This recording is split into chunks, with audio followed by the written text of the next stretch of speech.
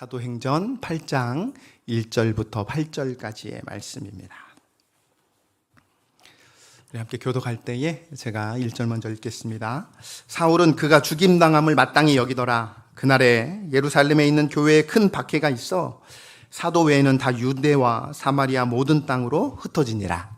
경건한 사람들이 스데반을 장사하고 이하여 크게 울더라. 사울이 교회를 잔멸할세 각 집에 들어가 남녀를 끌어다가 옥에 넘기니라. 그 흩어진 사람들이 두루 다니며 복음의 말씀을 전할세.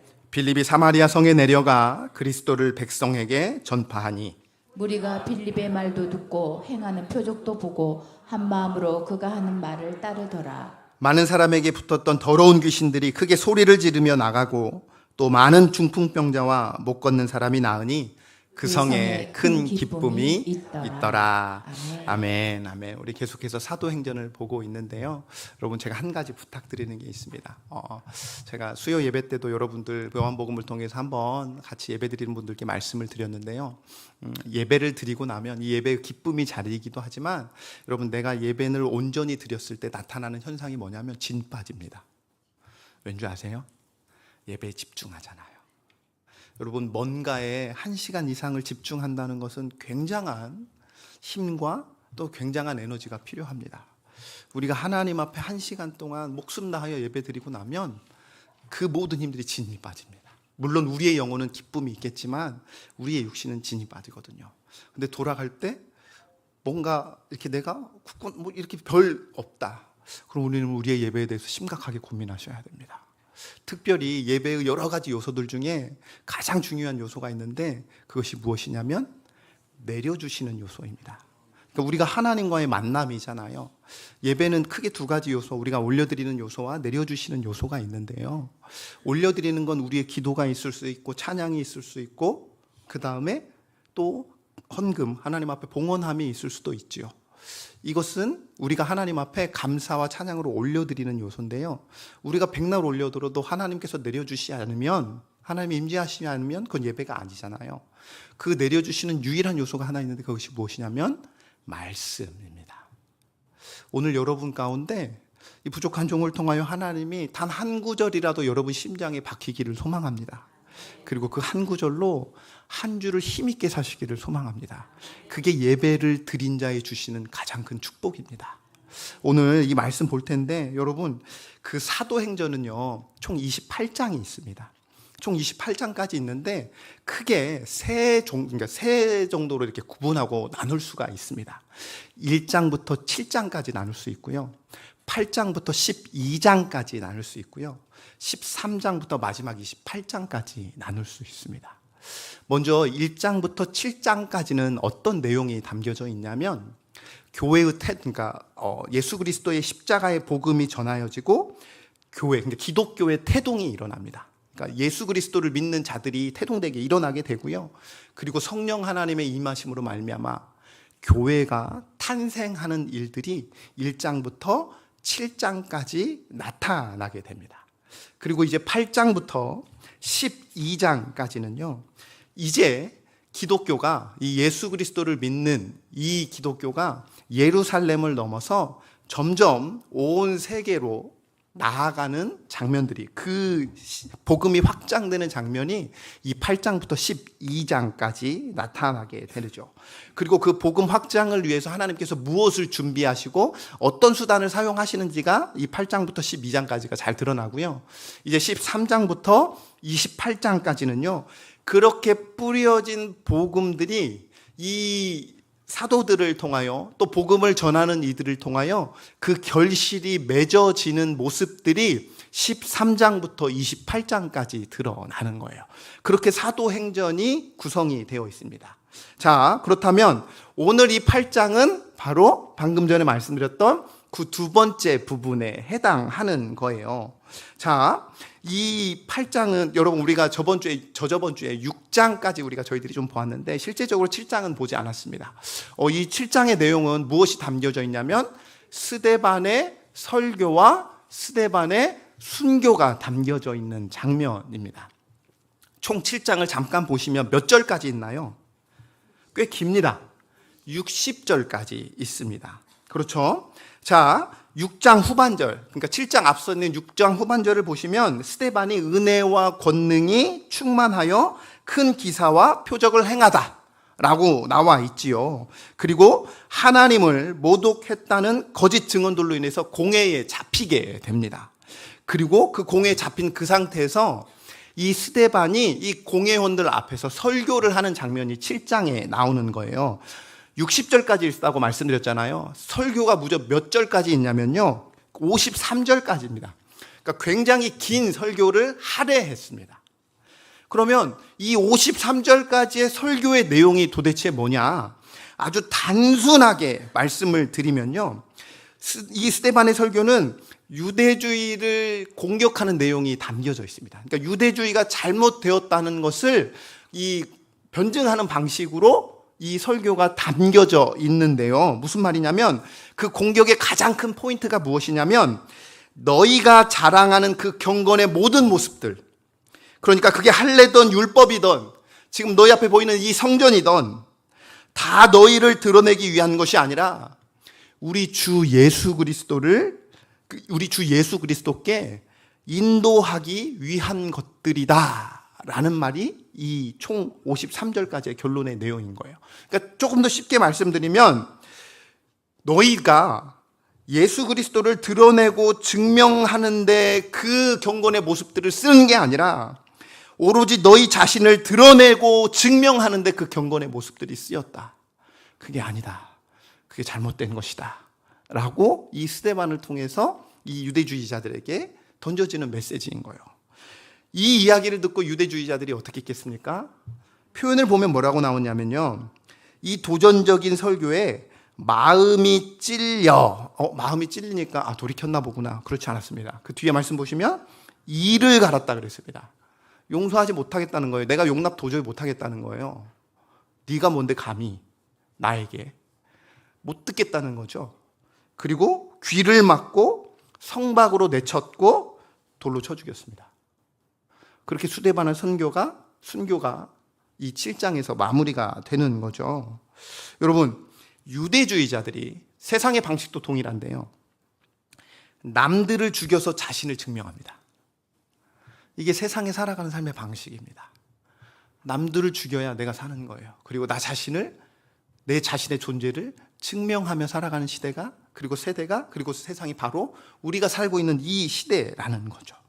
그런데 기독교는요, 그러니까 예수를 믿는 사람들, 신자는, 성도는 나를 희생함으로 예수를 증명하고 다른 사람을 살립니다. 기억하십시오. 우리가 살아가는 삶은요, 나를 희생하며, 그 나를 희생함이 누구를 드러내는 거냐면 그리스도 예수를 드러내는 거고요. 그리고 더 나아가 그 나의 희생으로 말미암아 다른 사람을 살리는 거죠. 근데 세상에서 내가 살아있으면 우리는 기독교라는 이름을 가지고 살아가지만 어쩌면 이 유대주의자들과 같은 모습으로 살아갈 수도 있다는 거죠. 예수님이 먼저 그 길을 가셨습니다. 예수님이 먼저 그렇게 본을 보이셨고 그렇게 우리 가운데 먼저 행하셨고요. 그리고 바로 스데반도 그 길을 따라간 것이지요. 여러분, 이 스데반의 마지막 고백이 뭡니까? 주여, 이 죄를 그들에게 돌리지 마옵소서라고 고백합니다. 그는 마지막 그 순간까지 자신을 희생함으로 다른 사람을 살리는 이 기도를 바로 주님께 드렸다는 거죠. 우리가 신자로 예수를 증명하며 살아가는 자로서 어떤 삶이 예수를 증명하고 살아가는 것인지를 늘 기도하고 고민해 보시길 주님의 이름으로 간절히 축복합니다. 자, 다시 돌아와서 여러분, 이 일이, 이 스데반을 죽였던 이 일이 기폭제가 됩니다. 그러니까 누구에게 기폭제가 되느냐면 유대주의자들에게 기폭제가 되는 거예요. 그래서 무엇을 하기 시작하냐면 본격적으로 박해를 시작합니다. 이제 드러내놓고 본격적으로 박해를 시작합니다. 사도행전 8장 1절입니다. 여러분 한번 읽어주십시오. 시작. 당함을 마땅히 여기더라. 그날에 예루살렘에 있는 교회에 큰 박해가 있어 사도 외에는 다 유대와 사마리아 모든 땅으로 흩어지니라. 이때 이제 사도 바울이 예전에 이름이었던 이 사울이 잠깐 등장하게 되는데요. 어쨌든 이 스데반의 죽음은요, 유대교와 그 전통에 도전하는 한 기독교를 용서하지 않겠다는 경고였습니다. 그냥 하나의 트리거였어요. 봐, 우리 유대교를 너희들이 도전하고 공격하면 이렇게 될 거야 라고 보란듯이 그들 앞에 보여줬습니다. 그런데 이 스데반의 죽음은 시작에 불과했고요. 이 사건을 시점으로 하여서 적대감을 가지고 본격적으로 박해가 시작됐다는 거예요. 예루살렘에 피바람이 불기 시작했습니다. 그냥 단순히 이야기하면 내가 기독교의 씨를 말려버리겠다라는 그들의 도전이었고요. 그들의 박해의 시작이었습니다. 그냥 박해했어가 여러분 믿지 마세요. 안 믿었으면 좋겠어. 믿지 마. 이런 게 아니고요. 그들의 생명이 위협을 받았고 그들의 삶의 위험을 받았고요. 그들의 먹고 사는 것이 위협을 받았다는 거예요. 그러니까 너희가 예수를 주라 고백하는 순간 너희의 먹을 것이 끊길 것이고 더 나아가서 너희의 가정이 바탕날 것이고 너희의 목숨이 죽을 수도 있어 라는 실제적인 삶의 압박이었다는 거죠. 그래서 이것을 무엇이라고 표현하냐면 1절 말씀 보시면 어떤 박해라고 표현하고 있죠? 큰 박해라고 표현하고 있습니다. 여러분, 큰 박해라고 이야기하니까 좀 컸나 보네 라는 의미가 전혀 아니라는 거예요. 굉장한 박해가 이 가운데 있었다는 겁니다. 그래서 그 모습이 어느 정도였냐면 3절 말씀 한번 보여주시면요. 제가 한번 읽겠습니다. 사울이 교회를 무엇할세? 잔멸할세입니다. 저는 처음에 우리가 잘못 볼 때 진멸인가? 라는 단어가 아니라 잔멸이라는 단어를 표현했어요. 잔멸할세, 각 집에 들어가 남녀를 끌어다가 옥에 넘겼다라고 있습니다. 여러분, 여기서 잔멸하다의 뜻이 뭐냐면 모욕하다. 원어의 뜻이 무엇이냐면 모욕하다, 망가뜨리다라는 단어를 가지고 있습니다.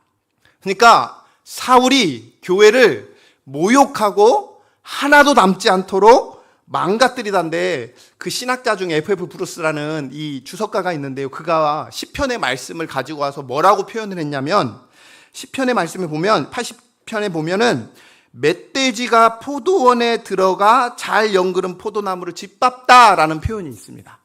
그러니까 잘 자라고 있는 포도나무에 멧돼지 한 마리가 딱 들어가더니 모든 포도나무를 다 아삭내는 겁니다. 그냥 보이는 족족히 다 무너뜨리고 자기 입에 그냥 넣었다가 잘 먹지도 않고 다 망가뜨리듯이 그 모든 포도밭을 다 망가뜨리는 모습이 바로 이 잔멸하다라는 단어의 의미인 거예요. 교회에 어떤 한 사람이 들어오더니 이 교회를 초토화시키는 거예요. 한 사람 한 사람의 마음을 불일 듯이 다 일으켜 세우고 욕을 하고 위협을 하고 죽여버리겠다고 이야기해서 매주마다, 아니 매일마다 교회에 찾아와서 계속해서 그렇게 하는 거예요. 그럼 우리의 삶이 어떻게 됩니까? 우리 자연스럽게 마음속에 뭐가 일어납니까? 이 교회 못 다니겠네. 이거 예배 드릴 수 있겠어? 하고 자연스럽게 교회를 옮기는 것처럼, 그 모습처럼 이곳에 바로 잔멸했다는 거예요. 그런데 그 대표적인 사람이 누구였냐면 사울이었다는 거예요. 그러니까 사울 한 사람이 그렇게 했다는 게 아니라 사울을 필두로 수많은 유대주의자들이 본격적으로 교회를 크게 박해했다는 겁니다. 그래서 잡는 족족히 다 어디에 넘겨버렸다고요? 옥에 가두어 버렸다는 겁니다. 그러니 자연스럽게 어떻게 됐겠습니까? 흩어지지 않으면 살아남을 수 없게 된 거예요.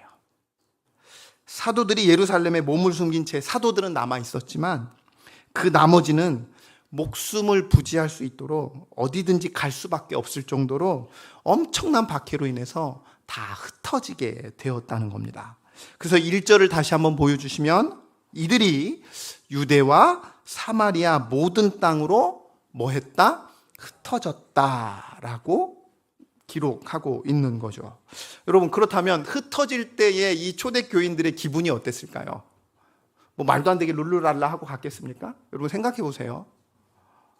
그냥 여기 안 되겠네, 다른 교회로 가야지, 이게 아니라 자신의 삶의 터전을 다 뒤로 하고 그냥 떠나게 된 거예요. 가족 중에 자기만 믿었잖아요. 근데 내가 아비인이에요. 그런데 어떻게 하냐면 가족들을 두고 떠나갈 수밖에 없었다는 거예요. 굉장한 슬픔이었고 굉장한 아픔이었고 굉장히 큰 어려움들이 이들 가운데 있었던 그 모습입니다.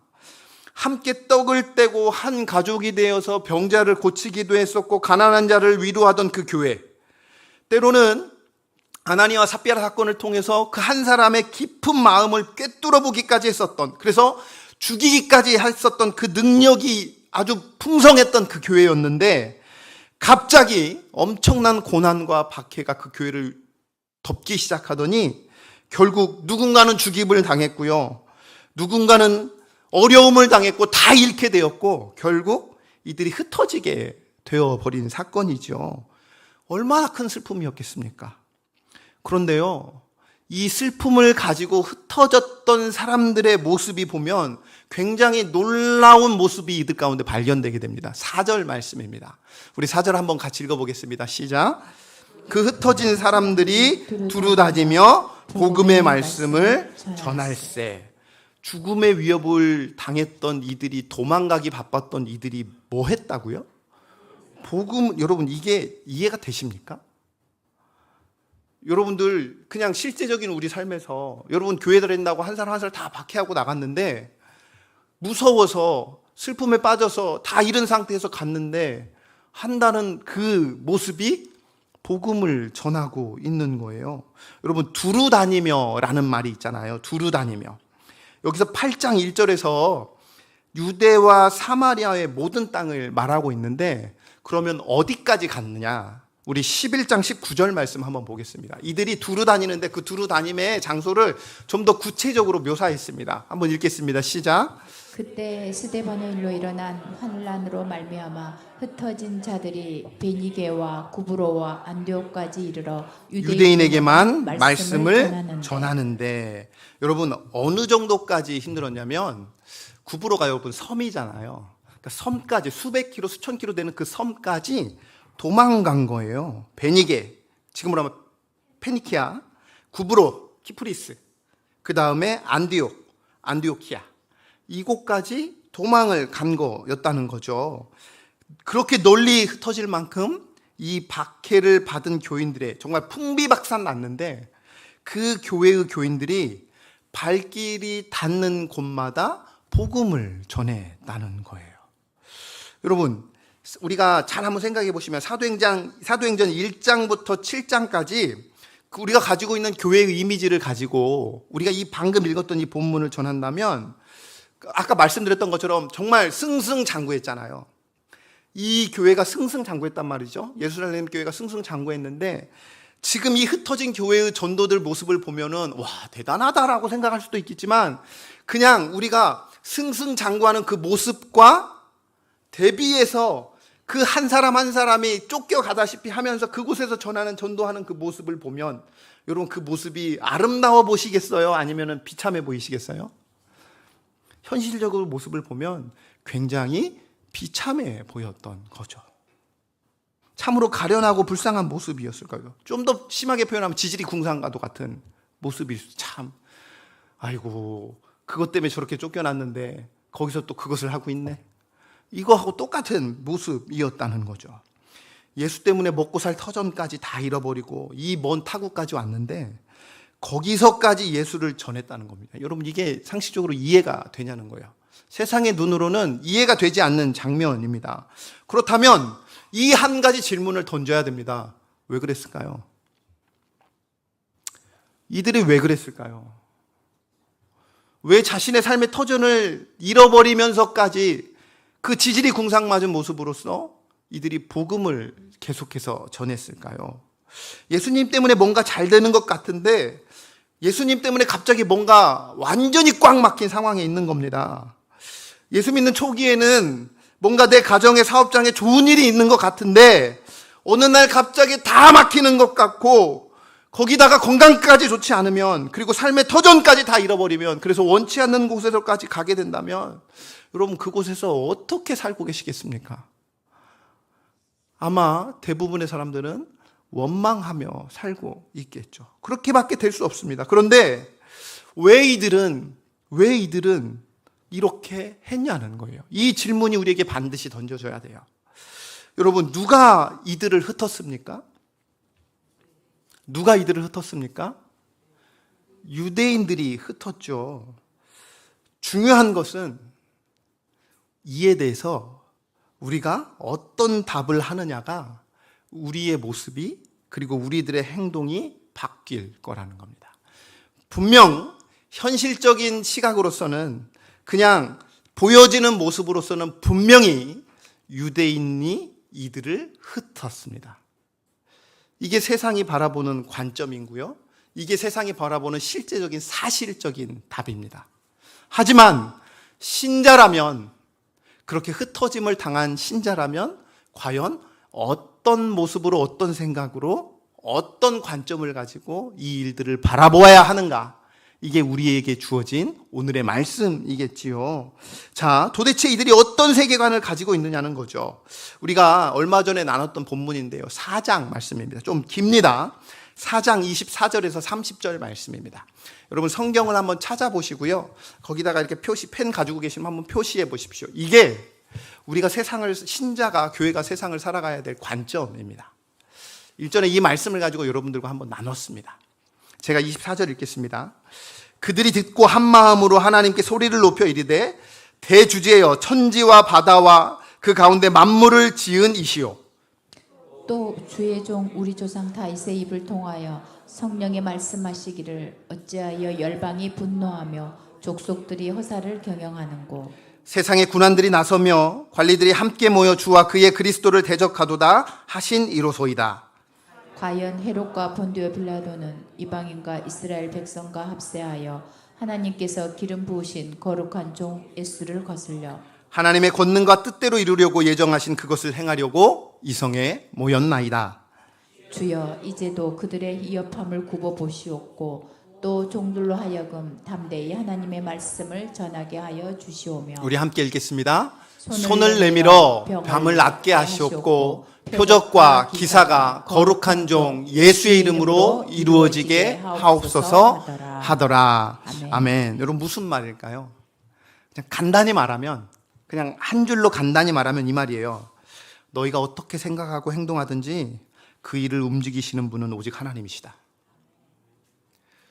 우리가 무슨 결정을 하고 우리가 무슨 행동을 하던, 때로는 타의에 의해서 어떠한 일이 발생하던 그 일을 움직이시는 분은 오직 하나님 한 분이시다라는 겁니다. 하나님의 섭리가 아주 가득 담긴 고백이자 선포인 것이죠. 여러분, 인간이 무엇을 어떻게 오해하고 심지어 방해할지라도 하나님은 작정하신 일들을 반드시 이루신다는 것입니다. 이것이 바로 예루살렘 교인들이 가지고 있었던 믿음이었습니다. 그리고 예루살렘 교인들이 세상을 바라보는 관점이었고 세계관이었습니다. 그러면 이들이 그 믿음이 박해 가운데서도 어디 딴 데로 갔을까요? 이런 마음들이 그 어떤 어려움 가운데서도 그냥 다른 데로 싹 없어져 버렸을까요? 아니죠. 이 스데반의 순교 이후에 그 대대적인 박해 속에서도 이 믿음과 세계관은 그대로 그들 심장에 박혀 있었던 거죠. 그래서 이 치명적인 위협 속에서도 이들은요, 하나님의 놀라운 일이 이루어 가기를, 자신들을 통해서 그렇게 이루어 가실 것을 흔들리지 않는 믿음 속에서 지켰습니다. 이 믿음이 무엇이 됐냐면 용기가 됐습니다. 이 믿음이 그들을 담대하게 만들었습니다. 이 믿음이 결국 자신들의 희생이 새 생명을 얻게 한다는 그 결과들을 만들어냈다는 거죠. 여러분, 이들이 가는 곳마다 예수와 하나님의 나라를 담대하게 선포했다는 거죠. 우리 8장 1절 말씀 다시 한번 볼까요? 밑줄만 한번 보십시오.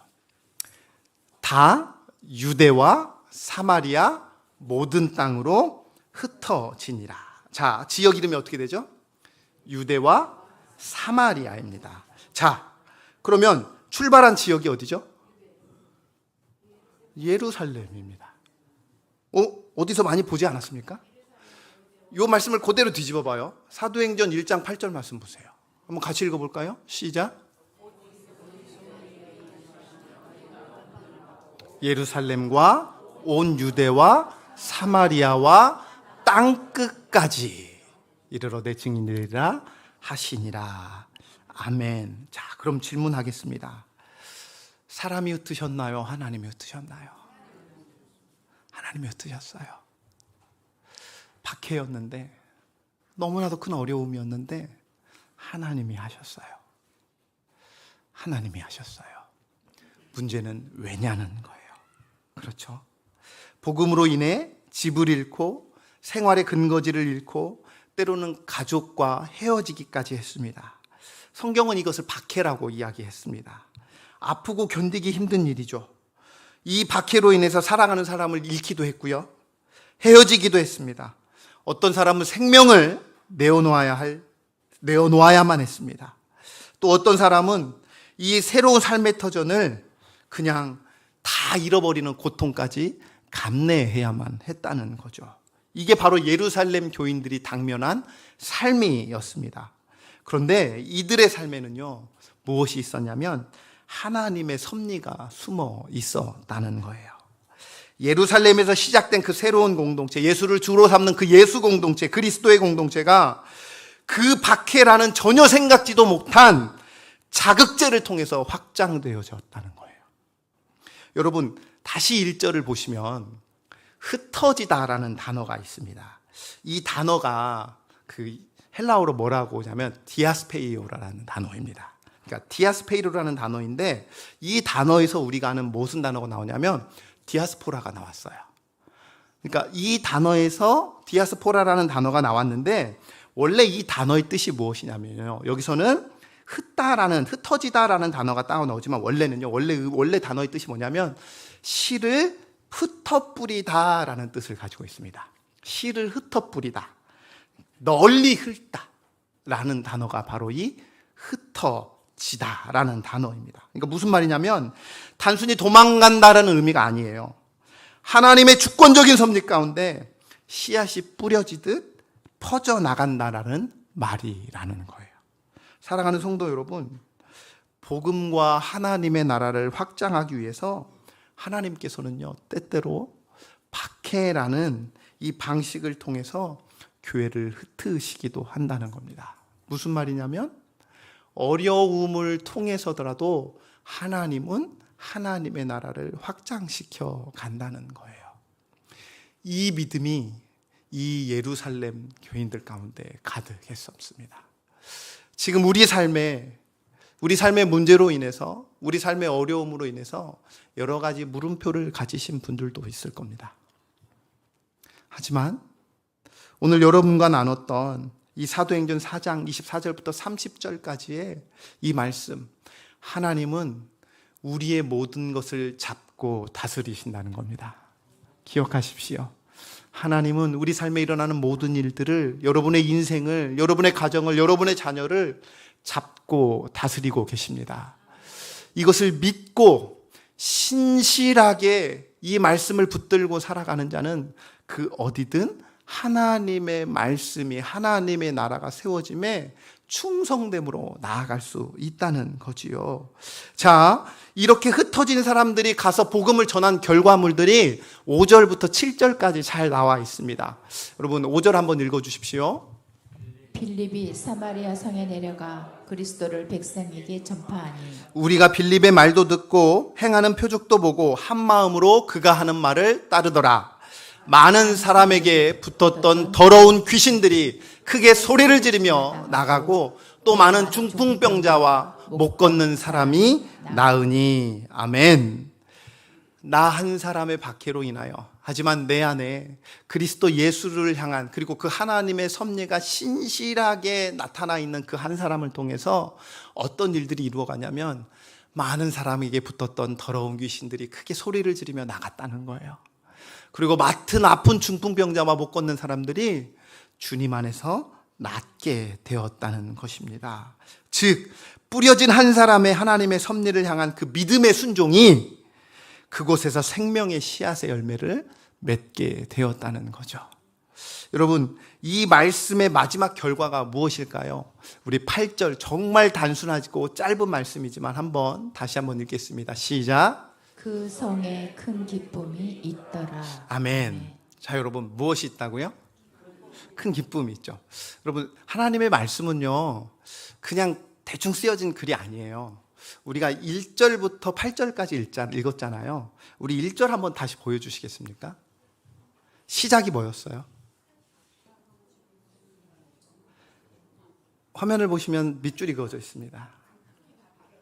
큰 박해로, 이 사건의 시작이 큰 박해였어요. 그렇죠? 이 사건의 끝이 무엇으로 끝난다고요? 다시 8절 보여주시면 큰 기쁨으로 끝나요. 이게 복음의 역사입니다. 이게 하나님의 섭리입니다. 이 하나님의 섭리 가운데 우리가 해야 할 것은 뭐냐면 흔들리지 않는 그 믿음으로 순종하며 주어진 삶의 자리에서 복음의 삶을 살아내는 거죠. 그러면 그 한 사람을 통하여 하나님의 생명의 열매들이 맺어지는 줄로 믿습니다. 이러한 은혜가 여러분과 또 우리 사랑하는 동산교회와 또 여러분의 가정과 또 여러분의 사업장에 가득하시기를 주님의 이름으로 간절히 축원합니다. 여러분, 지금 어떤 박해를 받고 계십니까? 아니, 어떤 박해와 같은 어려움을 가지고 계십니까? 그 박해와 어려움을 내가 어떤 마음으로 내가 수납하느냐에 따라 우리의 삶이 바뀌어질 줄로 믿습니다. 그것을 하나님의 섭리 가운데 그 큰 박해가 그 큰 기쁨으로 바뀔 수 있는 유일한 원동력은 하나님의 섭리, 즉 하나님이 모든 것을 잡고 다스리신다. 이 섭리 안에 있는 줄로 믿습니다. 이 신실하시고 선하신 하나님을 믿고 주어진 삶에서 내 입술과 생각과 마음을 지키며 그저 복음을 전하는 삶으로서, 그리고 그 복음이 내 삶을 투영되는 그 아름다운 부모, 남편, 아내, 그리고 자녀의 삶을, 또 직장에서 사원의 삶을, 또 사업주로서의 삶을 온전히 살아내시기를 주님의 이름으로 간절히 축원합니다.